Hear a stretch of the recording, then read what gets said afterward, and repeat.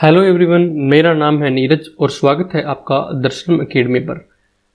आज हम हिंदी इंग्लिश वाली जो डेली ग्रामर क्लास होती है वो हम नहीं करेंगे, क्योंकि मैंने आपको बताया था कि वीक में हम लगभग 5 क्लासेज करेंगे हिंदी और इंग्लिश ग्रामर की। लेकिन आजकल थोड़ा बिजी शेड्यूल होने के कारण मैं उसको इस बार वीक में हमने 4 ही क्लासें की हैं, तो उसके लिए माफ़ी चाहता हूँ मैं। लेकिन उसकी जगह हम आज राजस्थान का जो करंट अफेयर है हमारा, जिसका एक पार्ट हम पहले कर चुके हैं अगस्त 2022 वाला, वो हम आज उसका दूसरा पार्ट करेंगे। पहला पार्ट और दूसरा पार्ट दोनों ही हमारे अंतर्राष्ट्रीय क्रोनोलॉजी और राजस्थान के जो सूजस आती है मैगजीन उस पर बेस्ड है। इससे पहले हमने क्रोनोलॉजी पर बेस्ड अगस्त 2022 का हमने अंतर्राष्ट्रीय व राष्ट्रीय जो परिदृश्य है वो हमने कर चुके हैं।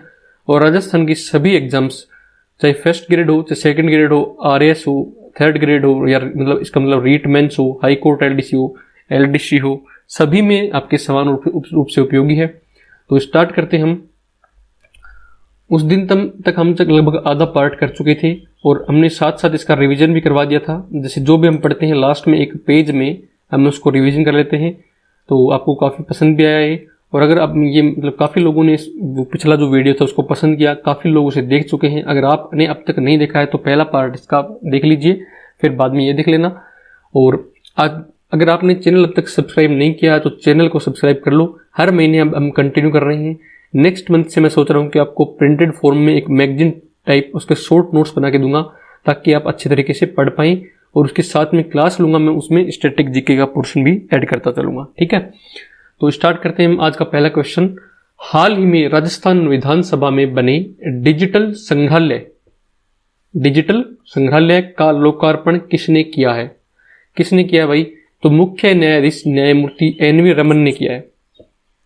उस टाइम तक जब इन्होंने किया था ना, उस टाइम तक ये CJI थे, चीफ जस्टिस ऑफ इंडिया। लेकिन अब वर्तमान में ये सेवानिवृत्त हो चुके हैं। इनकी जगह कौन बने हैं? यू ललित। ठीक है, CJI अब भारत के कौन बन चुके हैं? जस्टिस यू ललित बन चुके हैं, उदय उमेश ललित बन चुके हैं। ठीक है, लेकिन उस टाइम ये कौन थे? NV रमना थे। इन्होंने राजस्थान विधानसभा में जो डिजिटल संग्रहालय है उसका लोकार्पण किया था। ठीक है, इसका निर्माण किसने किया है? तो जयपुर स्मार्ट सिटी लिमिटेड ने इसका निर्माण किया है। किसका? डिजिटल संग्रहालय का। कहां पर? राजस्थान विधानसभा में। इसके अतिरिक्त ये काम क्या करेगा? तो भाई जो भी विधानसभा में होने वाली जो भी व्यवस्था है, विधानसभा की जो व्यवस्था है, विधानसभा में जो भी प्रोसेस होती है, जो भी कार्रवाई होती है, प्रोसीडिंग्स होती हैं उसके, और जो राजनीतिक जिसमें राजनीति में इच्छा रखते हैं लोग, उनके लिए एक मार्गदर्शन हेतु ये स्टार्ट किया गया है डिजिटल संग्रहालय। ठीक है, नेक्स्ट है उजास अभियान कहां चलाया जा रहा है? उजास अभियान कहां चलाया जा रहा है? तो भाई उजास अभियान कहां चलाया जा रहा है? भाई अलवर में चलाया जा रहा है। अलवर जिला प्रशासन द्वारा अलवर में चलाया जा रहा है। उजास से आपको पता चल रहा होगा उजाला करना है हमें। कहाँ पे करना है उजाला? तो जो भी अलवर में सरकारी विद्यालय है, सरकारी स्कूल है, जहाँ पर बिजली और पानी की व्यवस्था नहीं है, वहाँ पे बिजली पानी की व्यवस्था करनी है। और लगभग 400 से ऊपर इसमें अलवर जिला प्रशासन ने विद्यालय क्या है चिन्हित किए हैं उन्होंने, उनमें बिजली और पानी का कनेक्शन इस अभियान के तहत किया जाएगा। कितने किए हैं? 400 से ऊपर। ये आपके लिए याद रखने की जरूरत है नहीं, इसलिए मैंने इसको यहाँ पे नहीं लिखा। आपको थोड़ा एडिशनल इन्फॉर्मेशन देना मेरा फर्ज है, इसलिए मैं बता रहा हूँ। कहाँ चलाया जा रहा है उजास अभियान? अलवर में चलाया जा रहा है। किससे संबंधित है? तो राज्य के जो विद्यालय हैं, अर्थात गवर्नमेंट जो स्कूल है, सरकारी जो स्कूल हैं, उनमें विद्युत और जल का कनेक्शन उपलब्ध कराने हेतु। नेक्स्ट है राजस्थान में फोरेंसिक साइंस संस्थान। फोरेंसिक साइंस संस्थान कहाँ खोला जाएगा? फोरेंसिक साइंस संस्थान कहाँ खोला जाएगा? तो भाई ये जोधपुर में खोला जाएगा। ठीक है, जोधपुर में खोला जाएगा। कहाँ पे? जोधपुर में खोला जाएगा।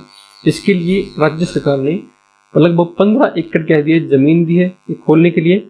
और जो अपना राष्ट्रीय forensic national forensic science university है NFSU, और जो Sardar Patel university of police है, वो दोनों मिलकर संयुक्त रूप से इसका निर्माण करेंगे। कौन कौन? NFSU national forensic science university और Sardar Patel university of police, ये दोनों इसको स्थापना करेंगे संयुक्त रूप से। इसके लिए 15 एकड़ जमीन दी है राज्य सरकार ने। ये आपको याद रखने की जरूरत नहीं। कहाँ खोला जाएगा बस ये आप देख लेना, कहाँ पर? जोधपुर में। ठीक है, जोधपुर में खोला जाएगा। नेक्स्ट है खादी कामगार आर्थिक प्रोत्साहन योजना। खादी कामगार आर्थिक प्रोत्साहन योजना, ये योजना इस बार ही स्टार्ट हुई है, तो इसलिए आपके लिए इम्पोर्टेंट तो है ही। साथ में नेक्स्ट ईयर का जो आपका इकोनॉमिक सर्वे आएगा, आर्थिक समीक्षा जो आएगी, उसमें भी आपको ऐड होके आई जाएगी, तो इसलिए आपको पढ़नी तो पड़ेगी। थोड़ा सा अभी इसमें इसके बारे में इतना ज़्यादा डिटेलिंग नहीं है, तो एक दो चीज़ें इसके बारे में याद करने वाली हैं, तो वो हम अभी देख लेते हैं। सबसे पहले तो इसका नाम क्या है, खादी कामगार। जो भी खादी के जो कामगार हैं, खादी के जो काम करने वाले हैं, उनको आर्थिक रूप से प्रोत्साहन देना इसके अंतर्गत, ठीक है। आर्थिक प्रोत्साहन योजना स्टार्ट कब हुई है, तो 6 जुलाई 2022 को जो प्रारूप था योजना का, उसको अनुमोदन गहलोत जी द्वारा दिया गया, ठीक है। सीएम श्री गहलोत जो है उनके द्वारा अनुमोदन इसका किया गया, ठीक है। अप्रूवल किया गया, अनुमोदन क्या होता है, अप्रूवल किया गया है। तो इसकी घोषणा क्या की कहाँ की गई थी, बजट 2022-23 में घोषणा की गई थी, ठीक है। बजट 2022-23 में इसकी घोषणा की गई थी। इसके अंतर्गत करेंगे क्या, तो भाई जो खादी के जो कामगार है ना, उनको उनके कार्य पर प्रति मीटर कार्य करने पर उनको अतिरिक्त इंसेंटिव दिया जाएगा, ठीक है। इंसेंटिव, अतिरिक्त प्रोत्साहन दिया जाएगा। जैसे आपकी क्या तनख्वाह मान लो 5,000 रुपये, ठीक है। इसके अतिरिक्त आप प्रति मीटर आप कार्य करते हो, तो उसके ऊपर आपको 3 रुपये और अलग से दिए जाएंगे, ठीक है। तो व्यक्ति क्या सोचेगा कि चलो 5,000 रुपये तो मेरे हैं ही, ठीक है, और रुपये बनाने के लिए प्रति मीटर मतलब और ज़्यादा से ज़्यादा मीटर में वो कार्य करने की कोशिश करेगा, ताकि उसको और अधिक लाभ हो सके। इसलिए ये योजना स्टार्ट की है कि हर एक मीटर पे जो कार्य करेगा वो उसके ऊपर उसको अतिरिक्त इंसेंटिव दिया जाएगा, ठीक है। ये लिखा है यहाँ पे, योजना के अंतर्गत खादी कामगारों को अतिरिक्त प्रोत्साहन राशि दी जाएगी, जिससे उनका जीवन यापन सुधर सके, ठीक है। तो इसमें आपको मल्टीपल चॉइस अगर क्वेश्चन आपसे पूछा जाता है, तो उसमें आपको क्या पूछा जा सकता है कि खादी कामगार योजना के बारे में सही कथन है। तो पहला आएगा कि 6 जुलाई 2022 को प्रारूप को मुख्यमंत्री द्वारा इसका अनुमोदन किया गया, ठीक है। बी में क्या है कि बजट 2022-23 में इसकी घोषणा की गई थी, और ये इसमें सी में आएगा कि प्रति मीटर के ऊपर इसको क्या है, अतिरिक्त इंसेंटिव दिया जा रहा है, और डी में क्या है, उपयुक्त सभी। तो ऐसे अगर पूछेंगे आपसे तो इसका आंसर होगा उपयुक्त सभी। तो ऐसे भी आपसे क्वेश्चन पूछा जा सकता है। ये मत समझना कि बजट 2022-23 में घोषणा की है तो इसका क्या कैसे क्वेश्चन बन सकता है। तो ये मल्टीपल चॉइस में एक ऑप्शन डाल सकते हैं इसको कि बजट 2022-23 में इसकी घोषणा की थी, है ना, तो आपको सही मानना पड़ेगा वो, ठीक है। नेक्स्ट हमारा है पोषण स्वराज अभियान किस जिले में शुरू हुआ। पोषण स्वराज अभियान, ठीक है, पोषण स्वराज अभियान ये कहाँ शुरू हुआ है, बांसवाड़ा जिला प्रशासन द्वारा। बांसवाड़ा में शुरू हुआ है, बांसवाड़ा जिला प्रशासन द्वारा। सर इससे पहले हम उजास अभियान देख चुके हैं। उजास अभियान कहाँ था, अलवर में, ठीक है, अलवर में हुआ था स्टार्ट। 1-2 अभियान और आएंगे हमारे, तो आपको थोड़ा सा याद रखना पड़ेगा इनको सभी को। इस उजास कहाँ था, अलवर में। पोषण स्वराज अभियान हुआ है बांसवाड़ा में। किस लिए स्टार्ट हुआ है, तो एक गर्भवती महिलाओं को कमजोरी से और शिशुओं को कुपोषण से बचाने के लिए शुरू, ठीक है। उनको अच्छा क्या न्यूट्रिशन प्रोवाइड करवाए जाएंगे अच्छे तरीके से, ताकि जो गर्भवती महिलाएं हैं उनमें कमजोरी ना आए, और जो शिशु हैं, नवजात शिशु हैं, उनको क्या है, कुपोषण से मुक्त किया जा सके। इसके लिए क्या शुरू किया है, पोषण स्वराज अभियान शुरू किया है। कहाँ पे शुरू किया है, बांसवाड़ा में। कहाँ शुरू किया है, बांसवाड़ा में, ठीक है। नेक्स्ट क्वेश्चन हमारा काफी बड़ा है, लेकिन इसमें एक याद करने वाली चीज बहुत छोटी सी है। राजस्थान में राष्ट्रीय तंबाकू नियंत्रण कार्यक्रम, राष्ट्रीय तंबाकू नियंत्रण कार्यक्रम के राज्य नोडल अधिकारी कौन हैं, जिन्हें उपयुक्त कार्यक्रम के, अर्थात इस जो कार्यक्रम के राष्ट्रीय स्तर पर प्रभावी कार्य, मतलब राज्य के नोडल अधिकारी हैं वो इस कार्यक्रम के तहत, ये जो राष्ट्रीय, ये क्या है, इस भारत सरकार का कार्यक्रम है, ठीक है, हर स्टेट में लागू किया जा रहा है।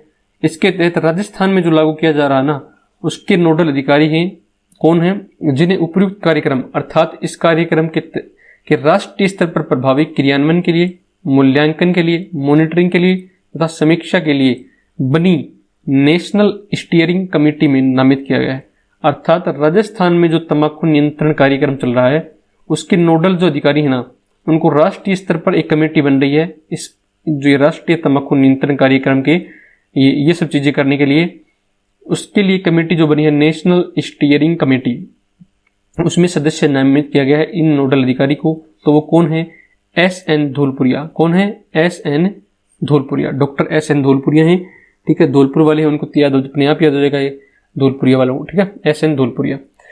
इसके तरीके एक क्वेश्चन और बनता है इसमें कि राज्य सरकार ने एक अभियान चलाया है तंबाकू मुक्त राजस्थान। तंबाकू मुक्त राजस्थान ये कितने दिवस का अभियान है? तंबाकू मुक्त राजस्थान, यह ध्यान में रखना।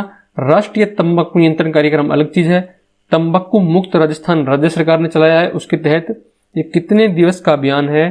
तो ये 100 दिवस का अभियान है। ठीक है, 100 दिवस का अभियान है। और ये जो अभियान है ना, इसकी भारत सरकार ने, गवर्नमेंट ऑफ इंडिया ने और WHO ने, उन्होंने दोनों ने इसकी तारीफ की है और अन्य जो राज्य हैं उनको भी इसे अपनाने का क्या दिया है? सुझाव दिया है। ठीक है, तो कितने दिवस का जो अभियान है तंबाकू मुक्त राजस्थान? 100 दिन का। और इनको नेशनल स्टीयरिंग कमेटी में किसे सदस्य नामित किया गया है? तो ये डॉक्टर SN धौलपुरिया को। नेक्स्ट है एक पौधा सुपोषित बेटी के नाम। एक पौधा सुपोषित बेटी के नाम कार्यक्रम। देखो 2 कार्यक्रम आपको पहले बता चुका हूं मैं, उजास अलवर में और पीछे क्या था वे? पोषण स्वराज। ठीक है, पोषण स्वराज अभियान। ये कहां था? बांसवाड़ा में। ठीक है, बांसवाड़ा में। अब हम इस क्लास का तीसरा जो अभियान है, कार्यक्रम है, वो देख रहे हैं। एक पौधा सुपोषित बेटी के नाम कार्यक्रम किस जिले में चलाया गया? तो ये चलाया गया है बीकानेर में। ठीक है, बीकानेर में एक पौधा सुपोषित बेटी के नाम। यहाँ पे भी क्या है कि कार्यक्रम चलाया जा रहा है शक्ति अभियान। ठीक है, शक्ति अभियान एक अभियान चलाया जा रहा है। इसके तहत बेटियों को सकारात्मक माहौल प्रोवाइड करवाना इसका उद्देश्य है। इसके अंतर्गत शिक्षा में, स्वास्थ्य में व अन्य कई क्षेत्रों में महिलाओं को आगे लाने की कोशिश की जा रही है। स्वास्थ्य में भी काफी चीजें इनमें की गई हैं इनके द्वारा, शिक्षा में भी की गई हैं। इसी के तहत इन्होंने एक पौधा सुपोषित बेटी के नाम कार्यक्रम चलाया है बीकानेर जिले में। ठीक है, बीकानेर जिले में चलाया है एक पौधा सुपोषित बेटी के नाम। ठीक है, कहां पे? बीकानेर में। नेक्स्ट है अंतर्राष्ट्रीय सहकारिता दिवस कब मनाया गया और इसकी थीम क्या थी? तो ये भाई अगर आपने मेरा वीडियो मेंस में जो सहकारिता मैंने टॉपिक करवाया था तो उसको देखा होगा, तो मैंने आपको बताया था उस टाइम कि 2 जुलाई 2022 को ये बनाया गया था। इस बार 2 जुलाई 2022 को ये एक मिनट रुकना। हाँ,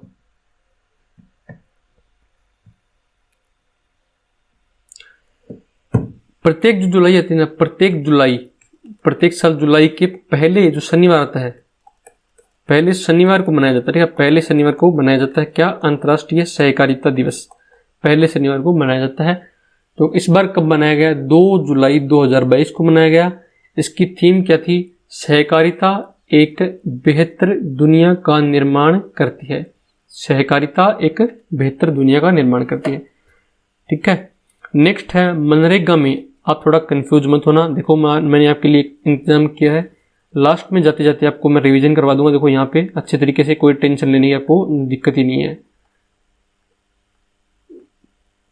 अभी आप सुनते रहो बस, और आपको बाद में PDF दे देंगे तो आप खुद भी पढ़ लेना इसको, और बाकी क्लास आप देखते रहें। ठीक है, मनरेगा में 100% महिला मैट वाला राज्य का पहला जिला। 100% महिला मैट किस जिले में बन गई है? तो ये भीलवाड़ा में बनी है। ठीक है, भीलवाड़ा में 100% महिला मैट है।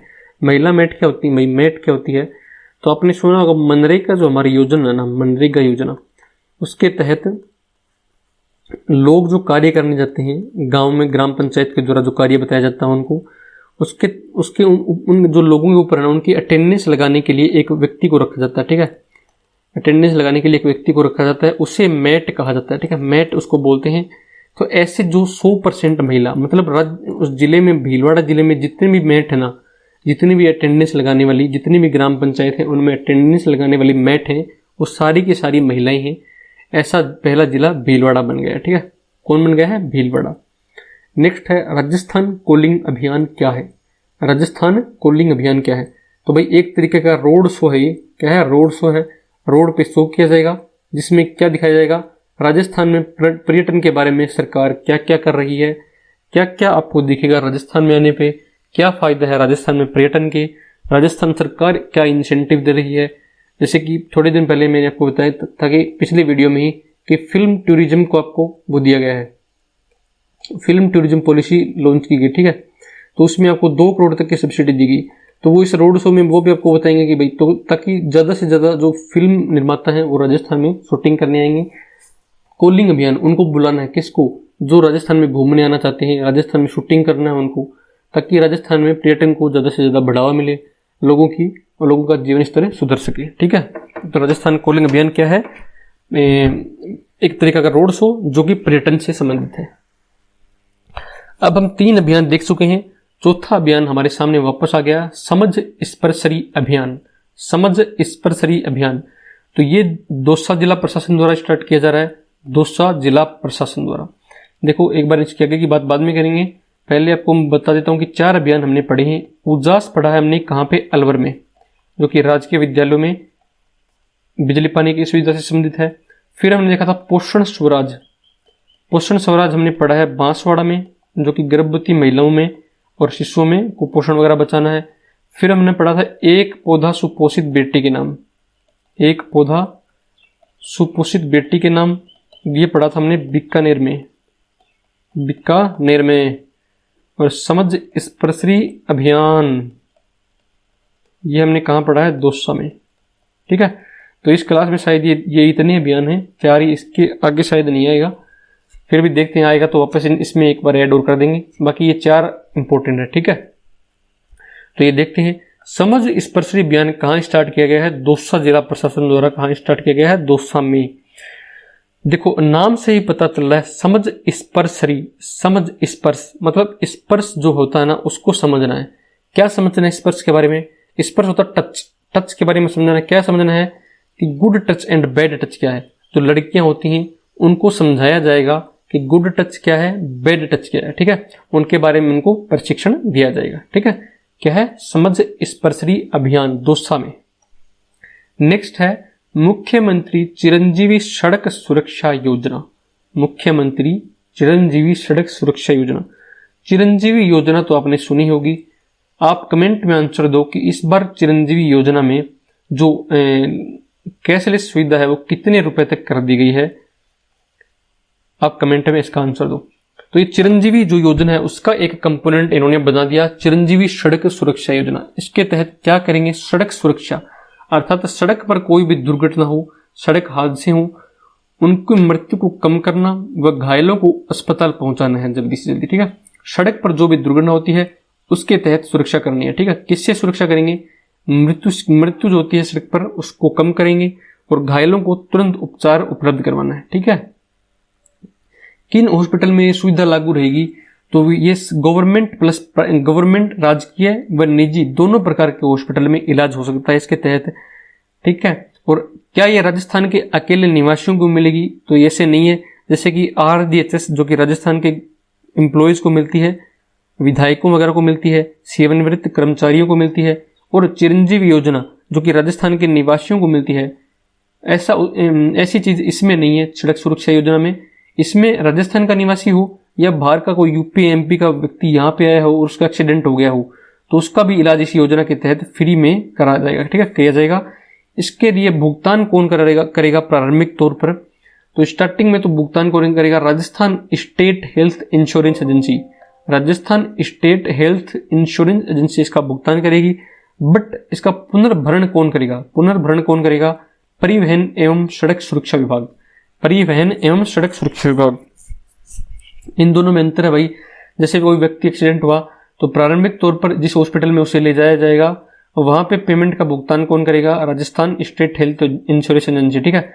बाद में पुनर्भरण जो भी खर्चा लगा है इसको एक्स्ट्रा, वो इसका पुनर्भरण कौन कर देगा, इसको ये जो अपना विभाग है परिवहन एवं सड़क सुरक्षा विभाग वो इसको कर देगा, ठीक है, परिवहन एवं सड़क सुरक्षा विभाग। नेक्स्ट है डिजिटल पर्यटन रैंकिंग। डिजिटल पर्यटन रैंकिंग क्या है, तो एक केंद्रीय जो पर्यटन मंत्रालय है उसके द्वारा एक उत्सव कार्यक्रम चलाया जा रहा था, उत्सव कार्यक्रम। उसके तहत डिजिटल रूप से जो भी राजस्थान में पर्यटन की स्थान हैं, जो प्रोडक्ट हैं, उनको आपको एक साइट बना दी थी, उस पर अपलोड करना था, उस पर आपको दिखाना था। उसके तहत राजस्थान को इस जो पर्यटन रैंकिंग है, डिजिटल पर्यटन रैंकिंग में पहला स्थान मिला, ठीक है। जो रैंकिंग निकाली है उसमें राजस्थान को प्रथम स्थान मिला। ठीक है, केंद्रीय पर्यटन मंत्रालय द्वारा जारी की गई है। राज्य पर्यटन विभाग द्वारा प्रभावी गतिविधियों के लिए राजस्थान को देश में प्रथम स्थान मिला है। नेक्स्ट है 18वीं स्काउट गाइड जम्बूरी। ये थोड़ा इंपॉर्टेंट चीज है भाई, है ना, काफी हेडलाइन में रही थी ये चीज, आप इसको सही तरीके से देखना। 18वीं स्काउट गाइड जम्बूरी। ये जम्बूरी क्या होती है? जम्बूरी होता है उत्सव। स्काउट जो गाइड्स होते हैं उनका एक उत्सव टाइप से है। ठीक है, ये 18वीं स्काउट गाइड जम्बूरी है। ये क्या है? उत्सव टाइप से। स्काउट गाइड्स का ये उत्सव में विदेशी और जो भारत के हैं वो सभी प्रकार के स्काउट गाइड इसमें भाग लेते हैं। और ये इस बार विशेष इसलिए है क्योंकि ये 4 से 10 जनवरी तक, 4 से 10 जनवरी 2023 तक पाली जिले के रोहट में आयोजित होगी। ठीक है, पाली जिले के रोहट में आयोजित होगी। और ये राजस्थान को इसकी 66 वर्ष बाद इसकी मेजबानी मिली। ठीक है, 66 वर्ष बाद इसकी मेजबानी राजस्थान को मिली है। क्या चीज की? किस चीज की? स्काउट गाइड जम्बूरी की। स्काउट गाइड जम्बूरी की, जो कि कब आयोजित होगी?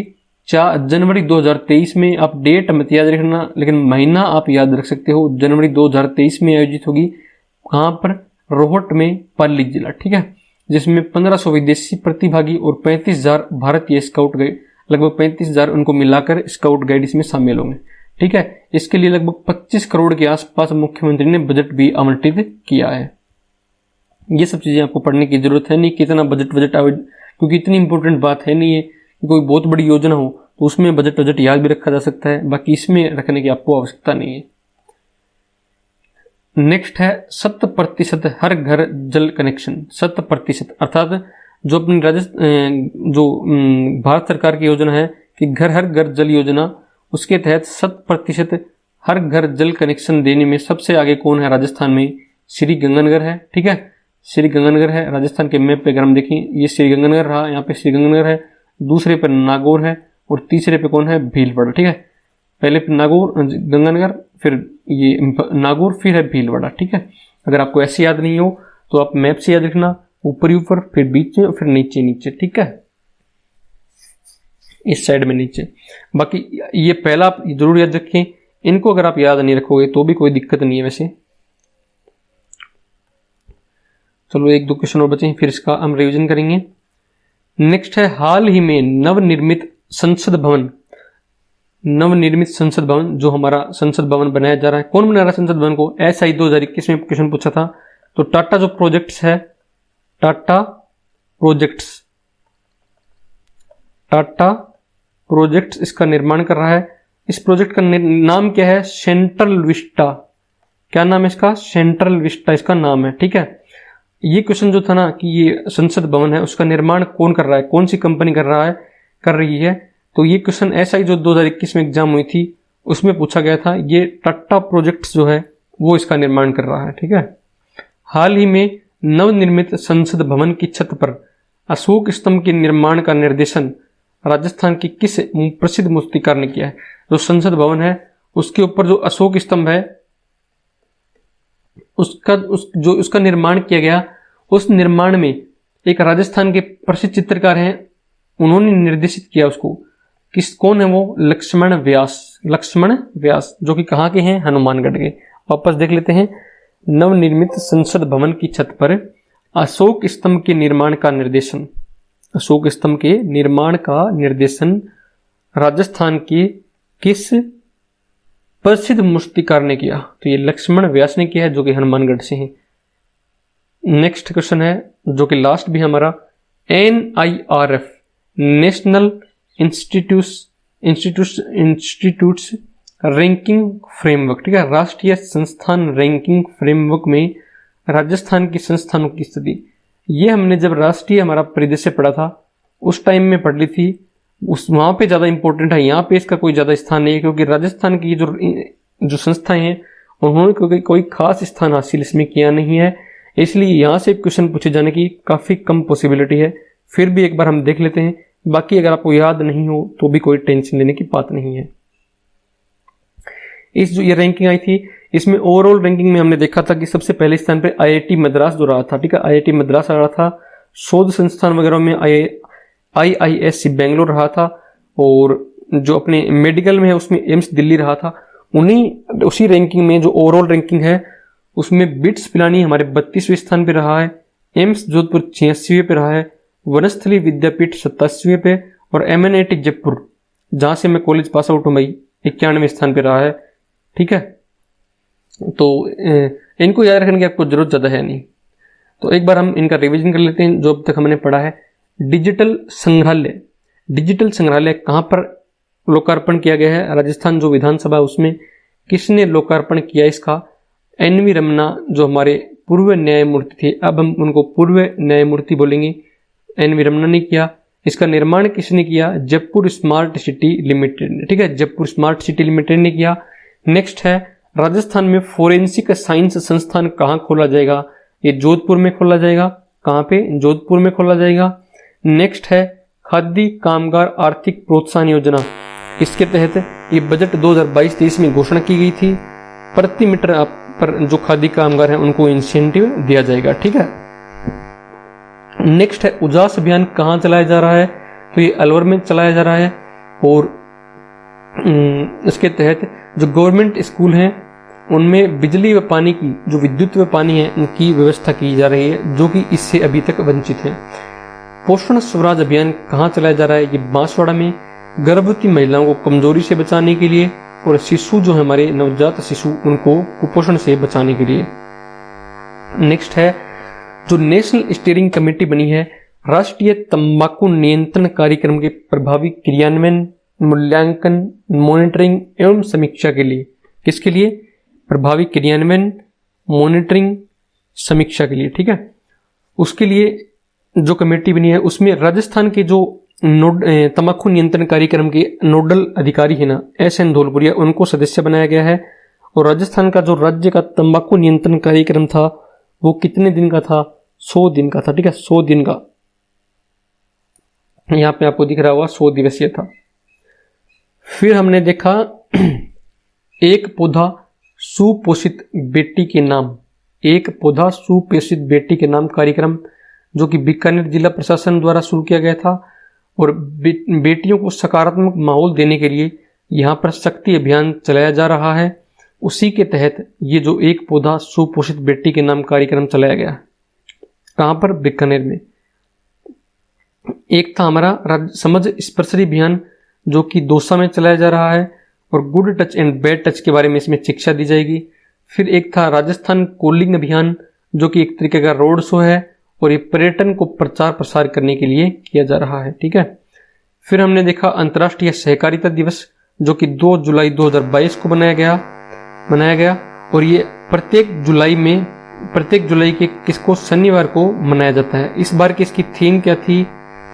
सहकारिता एक बेहतर दुनिया का निर्माण करती है। सहकारिता एक बेहतर दुनिया का निर्माण करती है। फिर हमने देखा था CM चिरंजीवी सड़क सुरक्षा योजना, अर्थात मुख्यमंत्री चिरंजीवी सड़क सुरक्षा योजना। इसके तहत जो भी इसका उद्देश्य क्या था कि जो भी सड़क पर होने वाली मृत्यु को कम करना व घायलों को जल्दी से जल्दी उपचार उपलब्ध करवाना। इसके तहत सरकारी व निजी दोनों प्रकार के अस्पतालों में इलाज किया जा सकेगा और जो भी व्यक्ति इससे प्रभावित हुआ है अर्थात जिसका एक्सीडेंट हुआ है वो चाहे राज्य का निवासी हो या फिर निवासी नहीं हो, अन्य प्रदेश का निवासी हो, उसको भी इसके तहत लाभान्वित किया जाएगा। इसका भुगतान कौन करेगा?